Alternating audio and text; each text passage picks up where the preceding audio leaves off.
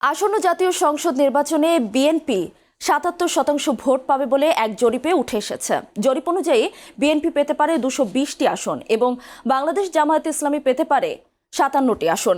ঢাকা বিশ্ববিদ্যালয়ের সাবেক শিক্ষার্থীদের সংগঠন ন্যাশনালিস্ট রিসার্চ সেল নামের একটি সংগঠন এই জরিপ পরিচালনা করে।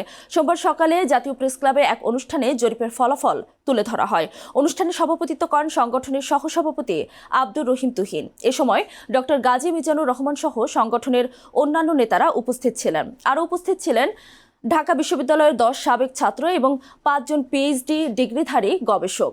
জরিপে ৩০০ জন অংশগ্রহণ করেন, যাদের প্রত্যেককে ৪টি করে প্রশ্ন করা হয়। এতে ৭৭% উত্তরদাতা বিএনপিকে, ১৬% জামায়াতে ইসলামীকে সমর্থনের কথা জানান। এছাড়া এনসিপি ৩%, জাতীয় পার্টি ২% এবং অন্যান্য দল ১% সমর্থন পেয়েছে।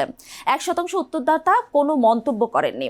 গণভোটের সংস্কার প্রশ্নে ৪৯% উত্তরদাতা জানান তারা এখনো সিদ্ধান্ত নেননি।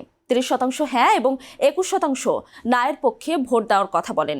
জরিপে অংশ নেওয়া ৯৯% উত্তরদাতা তাদের আসনের নির্বাচনী পরিবেশ নিয়ে সন্তুষ্ট বলে জানান।